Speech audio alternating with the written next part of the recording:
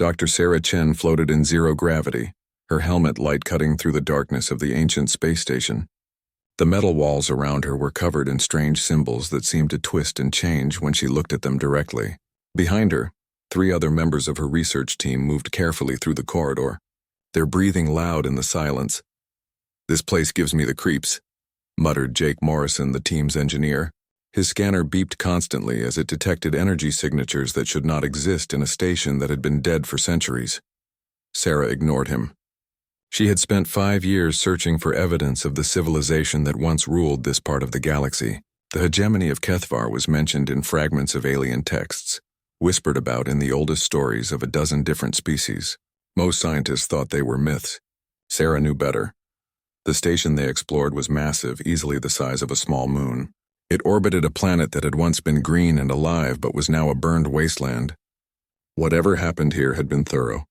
The planet's oceans were gone, its atmosphere stripped away. Only dead rock remained.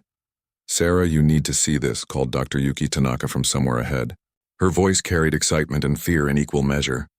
Sarah pushed off from the wall and glided toward the sound.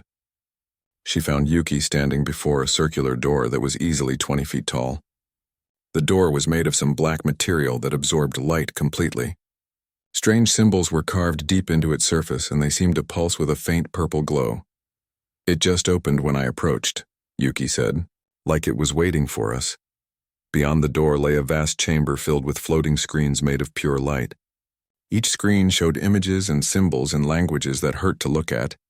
Sarah recognized some of the symbols from her research, but seeing them here in this place made her stomach turn. "These are records," she whispered. "This is their archive." The team spent hours in the chamber documenting everything they could. The floating screens responded to their presence, showing new images and information. Slowly, a horrible picture began to form. The Kethvar had not just ruled the galaxy, they had owned it. Every species, every world, every resource belonged to them by right of conquest. The records showed billions of beings working in mines and factories, their lives measured only by their usefulness. Children were taken from their families and raised as slaves. Entire species were moved from world to world like cargo. The Kethvar saw other life forms the way humans might see cattle or tools. "Look at this," Jake said, his voice tight with anger. He had found a section of records that showed Earth's solar system. The images were old, maybe 500 years, but they clearly showed human colonies on Mars and the outer moons. The records listed humans as property of the hegemony, classification labor stock. Sarah felt sick. Her own species had been slaves to these creatures, and they had never even known it. As they explored deeper into the archive, they found more disturbing information. The Kethvar did not just rule through superior technology. They fed on other species in ways that were worse than death. They could steal memories, emotions, even souls. They had lived for thousands of years by consuming the life essence of their slaves. Dr. Chen called Maria Santos, the team's xenobiologist, from across the chamber. "I found something alive." Sarah rushed to Maria's position and found her kneeling beside what looked like a crystalline pod. Inside, barely visible through the cloudy surface, was a humanoid figure. It was thin and pale, with elongated limbs and large eyes that were closed in what might have been sleep. "The life signs are weak but stable," Maria reported. "I think it's been in some kind of suspended animation." As they watched, the pod began to crack. Purple light seeped through the fractures, and the figure inside stirred. Within minutes, the pod had dissolved completely, and the alien being sat up slowly. Its large eyes opened, revealing intelligence and terrible sadness. "You are not Kethvar," it said in perfect English, though its voice was like wind through broken glass. "How is this possible?" Sarah knelt beside the being. "We are humans. We found this station while exploring." "Who are you?" "I am Zephyr, last son of the Altani people," the alien replied. "I was keeper of the forbidden knowledge. When the hegemony retreated, I remained to warn those who would come after." "Retreated?" Sarah asked. "The records make it seem like they just vanished." Zephyr's expression grew even more sorrowful. "They did not vanish. They sleep in the darkness between stars, waiting for the galaxy to heal so they can harvest it again. Every 500 years, they return to collect what they believe belongs to them." The implications hit Sarah like a physical blow. "When will they return?" "Soon," Zephyr whispered. "Their great ships will wake when they detect enough life has returned to the galaxy. Your expansion, human Sarah. Your colonies spreading across the stars. This will call them back. Jake's scanner began beeping frantically. We're getting massive energy readings from outside the station, he reported. Something big is powering up. Through the station's ancient viewports, they could see lights beginning to shine in the darkness of space. One by one, enormous shapes became visible as running lights activated along their hulls. Ships the size of cities hung in the void, their surfaces covered in the same twisted symbols they had seen throughout the station. They are waking, Zephyr said, his voice filled with despair. The hegemony returns to reclaim what was always theirs. Your species spread too far, too fast. You have triggered their return. Sarah watched in horror as more ships became visible. There were dozens of them, each one large enough to destroy entire worlds. The largest vessel, a thing of impossible size and malevolent beauty, began moving toward the inner system where Earth waited, unaware of the doom approaching from the depths of space. We have to warn Earth, Sarah said, already moving toward their ship. We have to tell them what's coming. Warning will not save you, Zephyr said sadly. The Kethvar have technology beyond your understanding. They have ruled the galaxy for 10,000 years. What can one young species do against such power? But Sarah was already running, her team close behind her. As their small research vessel broke away from the ancient station and jumped to faster than light speed, she could see the Kethvar fleet spreading out across the system like infection. Each ship was a monument to power and cruelty, carrying weapons that could crack planets and technologies that could break the will of entire species. Behind them, Zephyr remained on the station, watching the fleet with ancient eyes. He had waited 500 years to deliver his warning, and now it was done. Soon the galaxy would learn what it meant to face the hegemony of Kethvar. Soon every world would know the fear that had once consumed the stars. The age of human expansion was about to end before it had truly begun. The masters of the galaxy had returned to reclaim their property, and this time they would make sure no species ever forgot who truly ruled among the stars.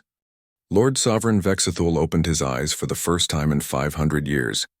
The hibernation chamber around him was filled with warm, breathable atmosphere as ancient machines completed their awakening cycle. His body, preserved by technologies that lesser species could never understand, felt strong and ready for the work ahead. Around him, thousands of other chambers were opening throughout the vast ship.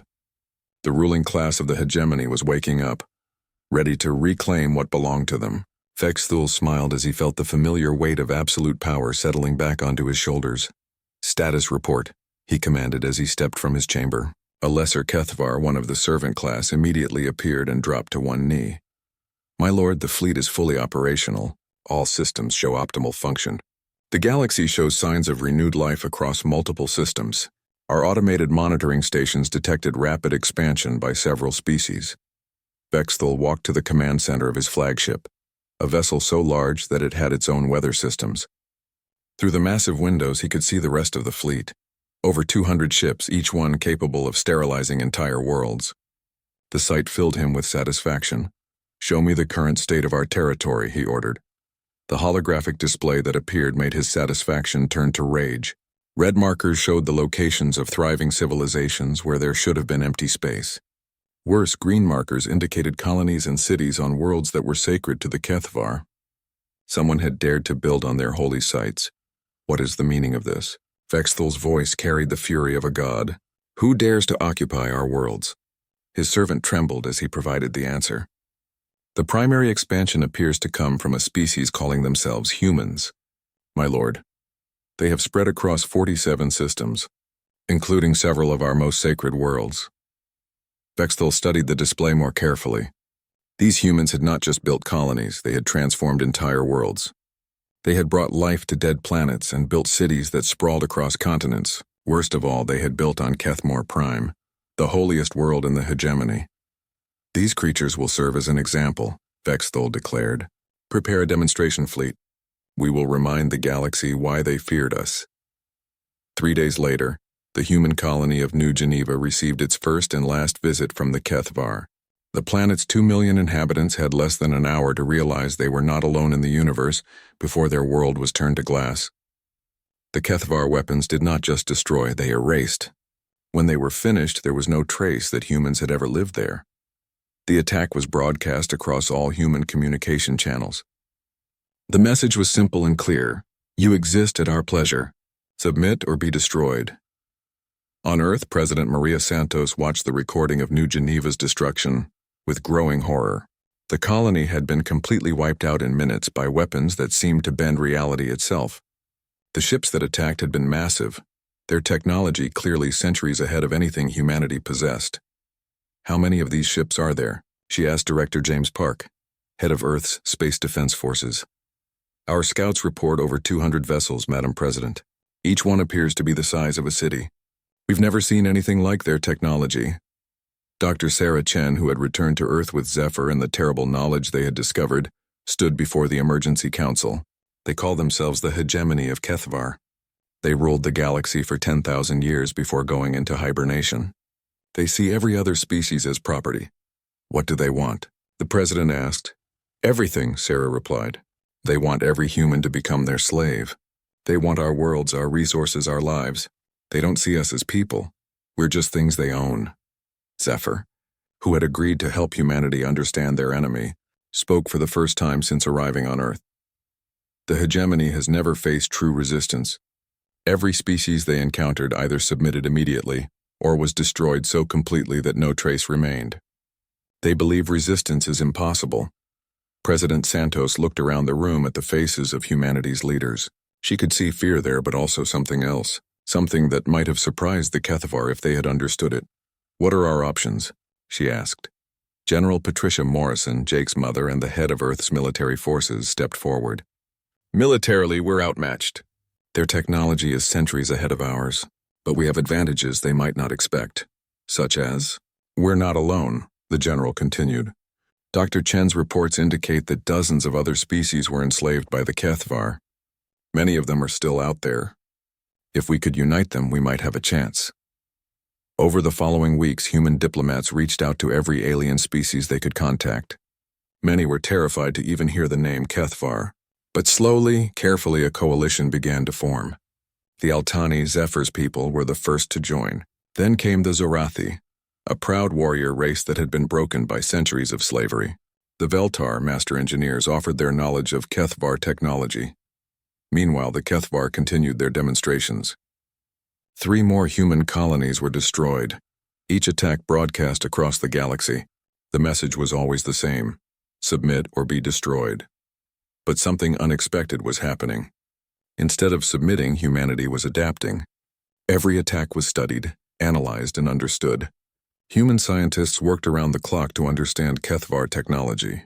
Human tacticians developed new strategies based on the enemy's behavior.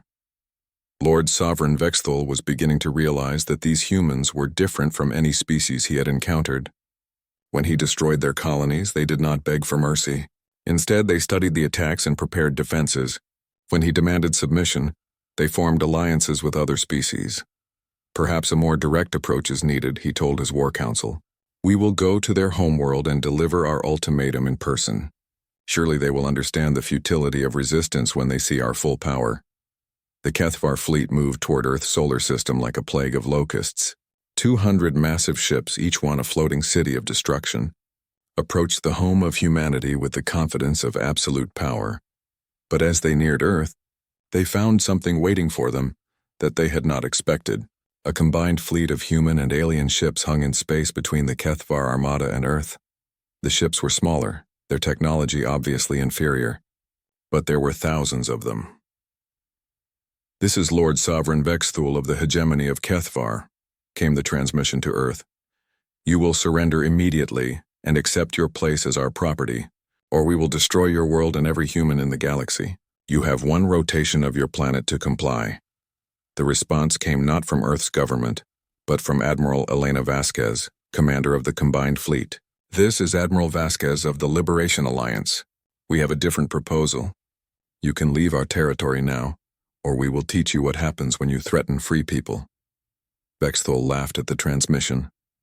These primitives actually thought they could resist the might of the hegemony. Very well. He would give them a lesson in power that the galaxy would remember for the next 10,000 years. The war for humanity's freedom was about to begin, and neither side truly understood what they were getting into. Admiral Elena Vasquez watched the Kethvar fleet approach through the tactical display of her flagship, the UES Defiance. 200 massive ships moved through space with the confidence of predators who had never known defeat. Each vessel was a monument to power, bristling with weapons that could crack planets and shielded by technology that had dominated the galaxy for millennia. "Admiral, we're receiving surrender demands from 17 different Kethvar ships," reported her communications officer. "They seem confused that we haven't run away yet." Elena smiled grimly. "They're about to learn something new." The first battle of the war lasted exactly 4 minutes and 37 seconds. The Kethvar expected the human fleet to charge at them in a desperate frontal assault, the way every other species had done throughout history. Instead, the combined Liberation Alliance fleet scattered like leaves in the wind the moment the Kethvar opened fire. Where the Kethvar had expected to find massed formations of enemy ships, they found empty space filled with millions of tiny objects. What they had dismissed as debris turned out to be mines, each one containing a small nuclear warhead and a simple guidance system. "Impossible," Lord Sovereign Vexthul snarled as his flagship shuddered under the impact of hundreds of explosions. "No species has ever used such primitive tactics against us." "My lord," his tactical officer reported, "the human vessels are not engaging directly. They appear to be using hit-and-run tactics, striking our outer ships and then retreating before we can respond." Vexthul had ruled the galaxy for 2,000 years. He had conquered hundreds of species, each one falling before the overwhelming might of the hegemony. But these humans were fighting in a way that made no sense. They used weapons that were centuries behind Kethvar technology, but they used them in ways that the Kethvar had never seen. Captain Sarah Park, Jake's sister, piloted her fighter through the maze of Kethvar ships with deadly precision. Her small craft was fast and nearly invisible to their sensors, which were designed to track large warships, not tiny fighters. She darted between the massive vessels, placing explosives on critical systems before disappearing back into the chaos of battle. "This is Tiger 7, she reported over the comm. "I've placed charges on the command ship's sensor array, detonating in 10 seconds. The explosion was tiny compared to the size of the Kethvar flagship, but it blinded the vessel to everything happening around it. Similar attacks were happening throughout the fleet as human fighters swarmed around the larger ships like angry insects. But the Kethvar were learning too. Their weapons began targeting the smaller craft, and their shields adapted to the human tactics. Within an hour, the Liberation Alliance was forced to retreat, leaving behind dozens of destroyed ships and thousands of dead. "We bloodied their nose," Elena told the War Council later, "but we can't win a straight fight. We need to be smarter." Dr. Sarah Chen had spent the battle analyzing the Kethvar ships, and what she found was both encouraging and terrifying. Their technology is incredibly advanced, but it's also incredibly specialized. They've spent 10,000 years fighting the same way against opponents who always fought back the same way. "Meaning?" asked General Morrison. "Meaning they're not good at adapting to new tactics. But their basic technology is still centuries ahead of ours. We need to level the playing field." Over the following months, the war spread across dozens of systems. The Kethvar expected quick victory, but instead found themselves fighting an enemy that refused to fight fair. Human forces struck supply lines, sabotaged Kethvar installations, and disappeared before the enemy could respond. The breakthrough came when Captain Elena Vasquez led a desperate boarding action against a damaged Kethvar cruiser. Her team fought through the ship's corridors, facing weapons and defenses that seemed like magic, but they reached the ship's computer core and managed to download critical information before escaping. "We have their technical specifications," Dr. Chen announced to the War Council 3 days later. "And we've discovered something incredible. We can build their technology." The captured data revealed that Kethvar technology was not as impossible as it seemed. It was advanced, but it followed rules that human science could understand. More importantly, humans could improve on it. Within 6 months, human factories were producing weapons and shields based on Kethvar designs, but modified with human ingenuity. The new weapons were more efficient, easier to build, and in some ways more powerful than their Kethvar originals. But the real advantage came from something the Kethvar had never expected: human creativity. Where the Kethvar saw technology as fixed and unchanging, humans saw opportunities for improvement. They took Kethvar designs and made them better, faster, more deadly. The second major battle of the war took place above the colony world of New Hope. Lord Sovereign Vexthul arrived with 50 ships, expecting to destroy the world as another demonstration of Kethvar power. Instead, he found a human fleet that looked very different from the one he had faced months earlier. The human ships were smaller than before, but they moved faster and hit harder. Their weapons were clearly based on Kethvar technology, but they fired more quickly and seemed to penetrate Kethvar shields more easily than should have been possible. How are they doing this? Vexthul demanded as his fleet was forced to retreat after losing 12 ships. Their technology is primitive. They should not be able to match our weapons. Prince Drakthul, his second-in-command, provided an answer that chilled the Lord Sovereign to his core. They are learning, my lord. Every battle, every encounter, they become stronger. They study our technology and find ways to improve it. Impossible. We have perfected our designs over millennia. Perhaps that is the problem, my lord. We stopped improving because we believed perfection had been achieved. These humans never stopped trying to make things better. The war began to turn as humanity's advantages became clear. The Kethvar were powerful, but they were set in their ways. They had won every war the same way for 10,000 years, and they could not adapt when their enemies refused to fight by the old rules. Human forces began capturing Kethvar worlds, liberating the slave populations that had served the hegemony for centuries. Each victory brought new allies to the Liberation Alliance, species that had waited generations for a chance at freedom. But the humans did something else that shocked their enemies. Instead of simply defeating Kethvar forces, they began studying them. Human scientists examined every captured ship, every piece of technology, every cultural artifact. They were not just fighting a war. They were dissecting an entire civilization. They are trying to understand us, Prince Drakthul reported to his increasingly desperate father. Not just our technology, but our culture, our history, our beliefs. They study us the way we might study insects. What do they hope to accomplish? Vexthul asked. The answer came during the battle for Kethvar Station Omega-7. The humans did not just attack the station. They broadcast messages in perfect Kethvar, speaking directly to the slave populations that worked there. They knew the names of Kethvar gods, the details of their history, the fears that kept them awake at night, and they used that knowledge like a weapon. People of Omega-7, came the broadcast in the ancient tongue of the hegemony. Your masters tell you they are gods, but gods do not bleed. Gods do not run. Your Lord Sovereign Vexthul has lost 37 ships to primitive humans. What kind of god loses to insects? The psychological warfare was devastating. Across the hegemony, slave populations began to revolt. Kethvar nobles found their own subjects turning against them. Armed with human weapons and inspired by human promises of freedom, Lord Sovereign Vexthul realized with growing horror that he was not just losing a war. He was watching his entire civilization being dissected, understood, and turned against itself by an enemy that learned faster than he could adapt. The humans were not just fighting the hegemony.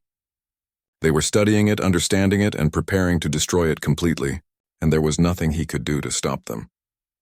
Commander Lisa Torres stood before the massive Kethvar temple on the world of Velkaris, watching as her Erasure Corps team methodically documented every symbol, every carving, every trace of the hegemony's presence. The temple had stood for 3,000 years, a monument to Kethvar's supremacy that had watched over countless generations of slaves. In 6 hours, it would be nothing but dust. Ma'am, we've finished recording everything, reported Sergeant Kim Walsh, her demolitions expert. The historical data has been uploaded to the archive. We're ready to proceed, Lisa nodded. The Archive of the Forgotten was humanity's greatest weapon against the Kethvar, and one they never saw coming. Instead of simply destroying Kethvar history, humans were rewriting it. Every temple, every monument, every record was carefully studied, documented, and then replaced with the true story, told from the perspective of those who had suffered under hegemony rule. Begin the broadcast, Lisa ordered. Across the planet, every communication system suddenly carried the same message. It was delivered in perfect Kethvar, spoken by human linguists who had spent months learning not just the language, but the subtle inflections that conveyed power and authority. People of Velkaris, your long nightmare ends today. For 3 millennia, this temple has stood as a symbol of your oppression. Today it becomes a symbol of your freedom. Watch as the lies of the hegemony crumble to dust. The temple's destruction was broadcast across 50 systems, but more importantly, the broadcast that followed told the real story of the temple's construction. Human researchers had uncovered records showing how 30,000 Velkari children had been worked to death, building this monument to their oppressors. Their names, their faces, their stories were shared with the galaxy. Lord Sovereign Vexthul received the broadcast in his command center, and for the first time in his 2,000-year life, he felt something he had never experienced before. Fear. Not fear of death or defeat, but fear of being forgotten. They are not just destroying our monuments, he told his increasingly small war council. They are stealing our history. They are making us disappear. Prince Drakthul, one of the few nobles who still supported his father, studied the tactical displays with growing despair. The humans have captured 47 worlds in the past month alone. But they are not ruling them as conquerors. They are healing them, it was true. Wherever human forces liberated Kethvar worlds, they immediately began the work of restoration. Polluted atmospheres were cleaned. Strip-mined worlds were given new forests. Most importantly, the native populations were encouraged to reclaim their original names, languages, and cultures. The world of Kethtar became Melody Prime, named for the singing crystals that the original inhabitants had worshipped before the hegemony enslaved them. The Kethvar city of Vexthani was renamed Hope's Landing, and its massive slave quarters were converted into museums showing the true cost of the hegemony's rule. Dr. Sarah Chen had become the director of the Cultural Reclamation Project, and her work was more devastating to the Kethvar than any military defeat. Her teams were scattered across liberated worlds, searching through Kethvar archives for the original names and histories of conquered peoples. We found references to over 300 distinct cultures that were completely erased by the hegemony, she reported. To the Liberation Council, languages, religions, art forms, entire ways of life, all destroyed so thoroughly that even the survivors forgot they had ever existed. Can we restore them? Asked President Santos, who had been re-elected in a landslide after promising to see the war through to its end. We're trying. We've managed to reconstruct 17 languages and 12 religious traditions so far. The descendant populations are eager to learn about their heritage. They want to remember who they were before the Kethvar tried to erase them. But Sarah's team was doing more than just restoring lost cultures. They were systematically removing every trace of Kethvar culture from the galaxy. Every monument was destroyed. Every archive was rewritten. Every symbol of hegemony power was erased from existence. The psychological impact on the remaining Kethvar forces was catastrophic. They had built their entire identity around being the eternal rulers of the galaxy. To watch that identity being systematically deleted was worse than any physical torture. Admiral Elena Vasquez, now commanding a fleet of 5,000 ships from dozens of liberated species, prepared for the assault on the Kethvar core worlds. The enemy still had superior technology and hundreds of powerful ships, but their morale was shattered. Intelligence reports that several Kethvar nobles have surrendered to local populations rather than continue fighting, she told her staff officers. They're asking for amnesty in exchange for information about remaining hegemony assets. And their requests? Asked Captain Park. Denied, Elena replied coldly. The Liberation Alliance has voted unanimously. There will be no amnesty for war crimes. They will face trial alongside every other member of the hegemony leadership. The siege of the Kethvar core systems began with something the hegemony had never experienced: rebellion from within. Human broadcasts had reached even the most secure Kethvar worlds, and the slave populations that had served the hegemony for millennia finally understood that their oppressors were not gods. On Kethvar Prime itself, the holiest world in the hegemony, massive riots broke out as slaves turned on their masters. The planetary defense forces, made up entirely of lesser Kethvar who had been promised advancement in exchange for loyalty, laid down their weapons and opened the shield generators. This is impossible, Vexthul raged as he watched his capital world burn. We are the Kethvar. We are eternal. We have ruled the galaxy since before these humans even learned to use tools. And that, said a new voice from the entrance to his command center, is exactly why you lost. Vexthul turned to see a human woman in the uniform of the Liberation Alliance. Admiral Vasquez had somehow managed to board his flagship in the chaos of the battle. Behind her stood a mixed group of humans and aliens, all carrying weapons designed from captured Kethvar technology. You lost because you never changed, Elena continued, walking calmly toward the Lord Sovereign. You ruled the same way for 10,000 years. You used the same tactics, the same strategies, the same threats. You became predictable. We had power beyond your comprehension. You had technology beyond our comprehension, Elena corrected. But technology is just tools. And humans are very good at learning to use new tools. We studied you, learned from you, and then we became better than you. As Vexthal was taken into custody, he could see through the command center's windows the final destruction of his legacy. The great monuments of Kethvar Prime were falling, their twisted spires toppling under the weight of explosives placed by former slaves. The sky was filled with ships bearing the symbols of dozens of liberated species, all united in their desire to see the hegemony destroyed forever. But the humans were not content with mere destruction. Even as the monuments fell, construction crews were already at work. They were building something new on the ruins of Kethvar Prime, a memorial to the victims of the hegemony. The names of every species, every world, every individual who had suffered under Kethvar rule would be carved in stone and metal, ensuring they would never be forgotten. The last ships of the Kethvar fleet surrendered 3 days later. Prince Drakthol, commanding the final holdout force, sent a simple message. We yield. Do with us what you will. The war was over, but the real work was just beginning. The humans had not just defeated the hegemony. They had dissected it, understood it, and prepared to erase it so completely that future generations would struggle to believe it had ever existed. Lord Sovereign Vexthul, once the undisputed ruler of 10,000 star systems, was now just another war criminal awaiting trial. His empire was gone, his monuments were dust, and his name would be remembered only as a footnote in the story of liberation. The age of the Kethvar was ending, not with the glory of a final battle, but with the quiet efficiency of beings who had learned that the most complete victory was to make your enemy irrelevant. 25 years after the fall of the hegemony, Dr. Sarah Chen walked through the archive of the forgotten on the world that had once been called Kethvar Prime. The building was modest, almost humble, a simple structure of white stone that contained the only remaining record of the civilization that had once ruled the galaxy. The irony was not lost on her. The Kethvar had built monuments to themselves that reached into the clouds, temples that covered entire continents, statues that could be seen from orbit. Now everything they had ever created was preserved in a building smaller than the palace kitchens they had once maintained. Dr. Chen, a young voice interrupted her thoughts. She turned to see Maria Santos Kim, a graduate student whose grandmother had been president during the war. The girl was part of a new generation that had grown up in a galaxy where the Kethvar were nothing more than a story their grandparents sometimes told. Yes, Maria? I'm working on my thesis about pre-war galactic civilizations.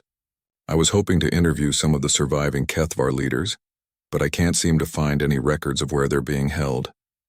Sarah smiled sadly. They're not being held anywhere, Maria. They're right here. She led the confused student to a section of the archive that few visitors ever saw. It looked like a comfortable retirement home, with small apartments arranged around a central garden. Elderly figures moved slowly along the paths, some alone, others in small groups.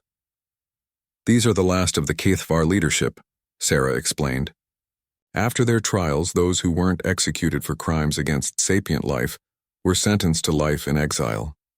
They live here in the shadow of their former empire, tending to the records of their victims. Maria stared in surprise. But they're so old, and there are so few of them.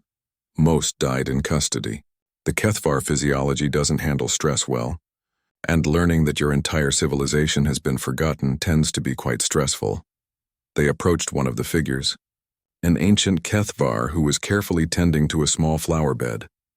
He looked up as they approached, and Sarah recognized the face that had once commanded fleets capable of destroying worlds. Lord Sovereign Vexthul, she said formally. This student is researching galactic history. She has some questions about the hegemony. The former ruler of 10,000 worlds looked at Maria with eyes that had once held the power of life and death over billions of beings. Now they just look tired, the hegemony, he said, his voice barely above a whisper. I'm afraid I don't know what you're talking about. Maria frowned. Sir, The records show that you were the supreme leader of the Kethvar Empire. You ruled for over 2,000 years. Vexthul's expression grew confused, almost childlike. Kethvar, I think I remember that name. But it's hard to be sure. So many memories have faded. Sarah gently took Maria's arm and led her away. The psychological trauma of watching their entire legacy disappear has affected many of them. They remember fragments, but most of their memories of power and glory have simply faded away. That's horrible, Maria said, looking back at the pathetic figure still tending his flowers. Is it? Sarah asked. He ordered the deaths of billions of sentient beings. He enslaved entire species for thousands of years. His idea of entertainment was watching children work themselves to death in his mines. Is it horrible that he's forgotten his own evil? They continued through the archive, past displays that told the true story of the Kethvar era. But the displays didn't focus on the hegemony's power or achievements. Instead, they told the stories of their victims. The art, literature, and music of destroyed civilizations filled the halls, brought back to life by human researchers and the descendants of the enslaved.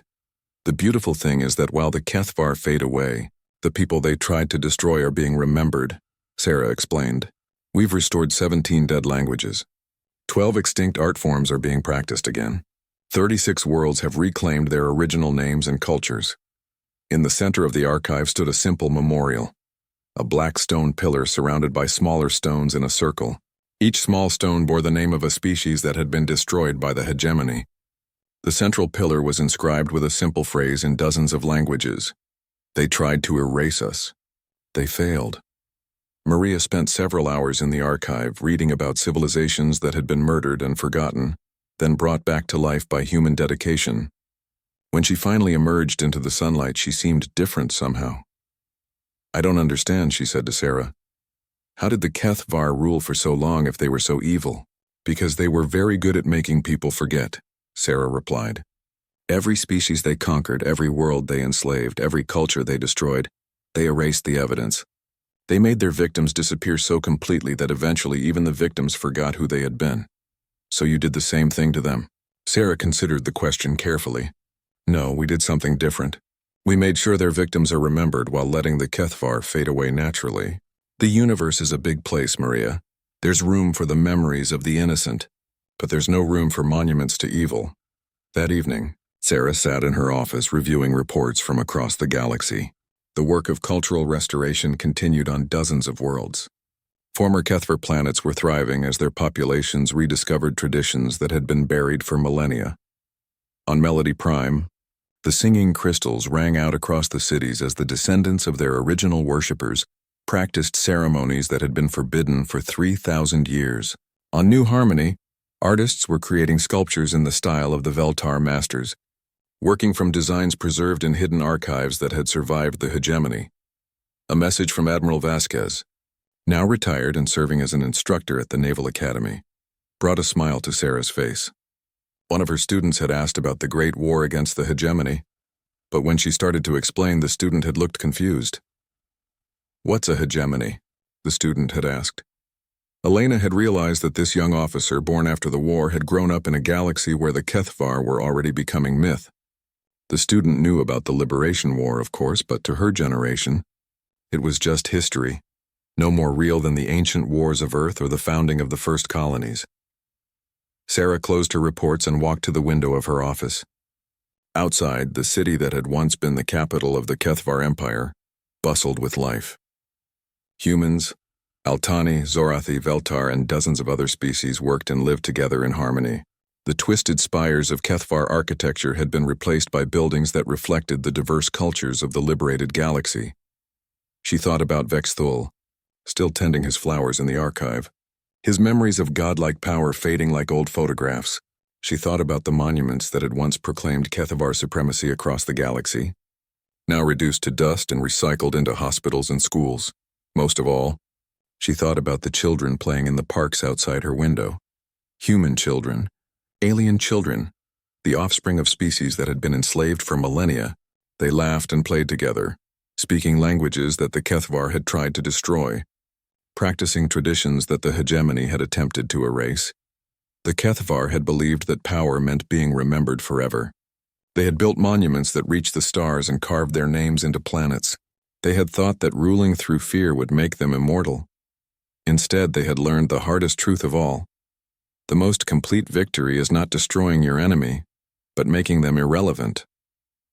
The galaxy had moved on without them, and their greatest punishment was not death or suffering, but simply being forgotten. In the end, they had ruled the stars for 10,000 years, commanding fleets that could crack worlds and technologies that seemed like magic. But humans had erased every trace of their legacy in less than a century, and now even their names were fading from memory. The universe belonged to the living now, and the HFY were just another extinct species that children learned about in school, if they bothered to learn about them at all.